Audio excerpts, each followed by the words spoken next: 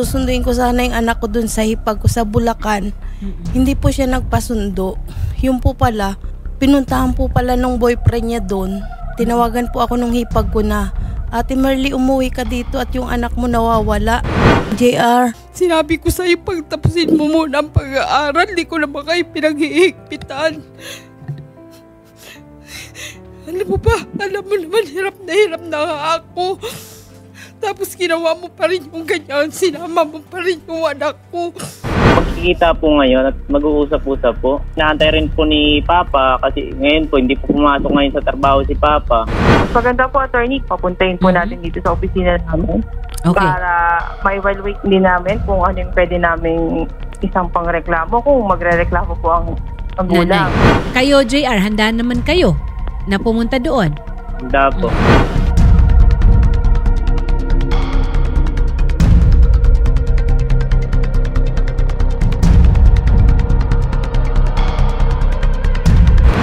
Ano po ba ang pwede natin mabigay na tulong para po dito sa case natin? Yung 16 years old, hindi pa pwede magdesisyon para sa sarili niya lang. Kasi maliwanag naman sa batas natin na sakop pa ng magulang. Ngayon, ayon doon sa amin sa Bausi, sinabi nila na may alam yung nanay na makisama dito kay Nunez.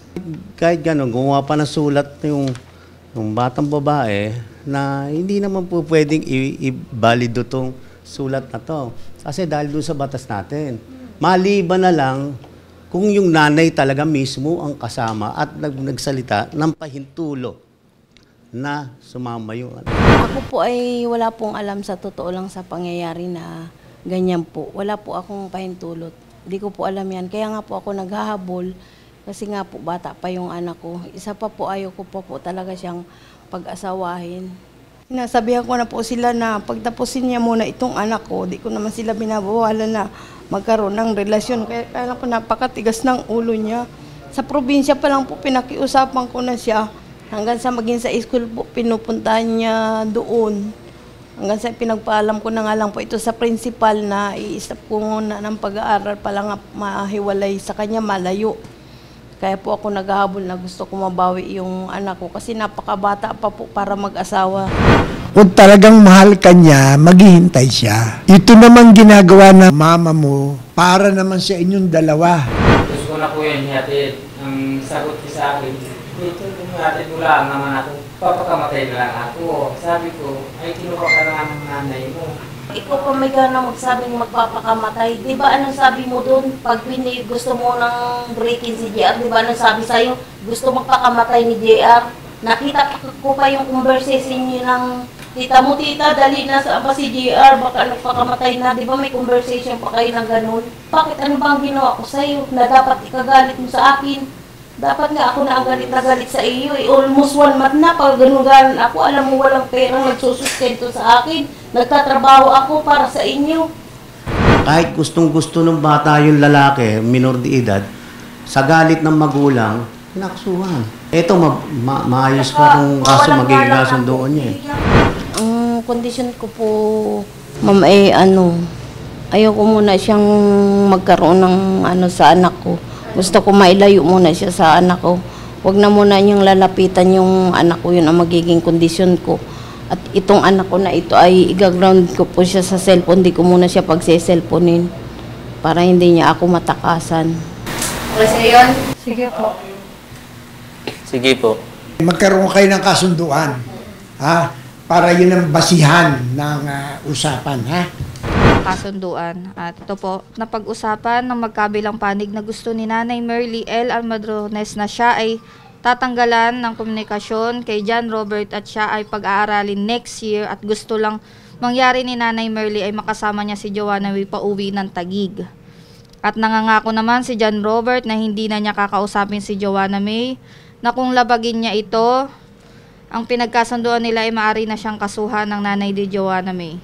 Ito'y kusang loob nilang sinang-ayunan na walang pumilit o tumakot. Ngayon sila ay lalagda sa ibabaw ng kanilang pangalan, patunay ng kasunduan.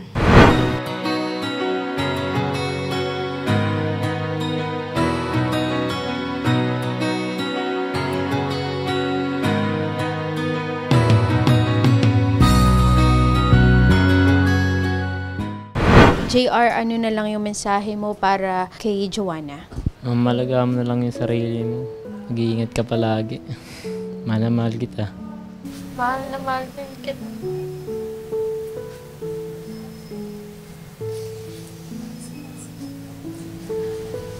Sana mag-iingat ka palagi pa. Sana may time magmamahal ka na matagal. Always naman ako mag-iingat doon. Huwag mo lang pababayaan sarili mo. Para hindi ako mag-alala. Ikaw, anong gusto mo sabihin kay tita? Tita, pasensya na po sa nangyari po. Kaya pasensya ka na din kung binawi ko yung anak ko kasi para sa akin, para sa inyo din naman yan eh. Pagdating ng araw kung talagang kayo naman talaga. At hindi ko kayo hadangan ko talagang nasa tamang edad na kayo. Ikaw naman, Joanna, huwag na sama mo sa akin kasi nilalagay lang kita sa tama, sa ayos. Kasi bata ka pa naman. Dadating din yung time na dadating sa ganyang sitwasyon kung talagang gusto mo nang mag-asawa. Pwede naman, basta nasa tamang edad ka na. Kasi sa ngayon talaga napakabata mo pa para mag-asawa ka. Mag-aral ka munang mabuti para marami ka pang matutunan. Para sa inyo din naman yan.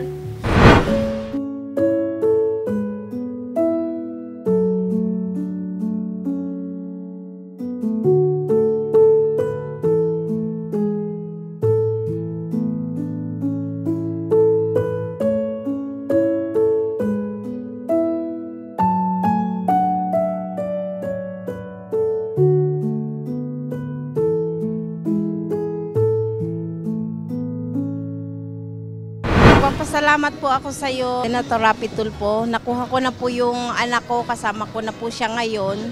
Nabawi ko na po siya sa kanyang boyfriend. Maraming pong salamat.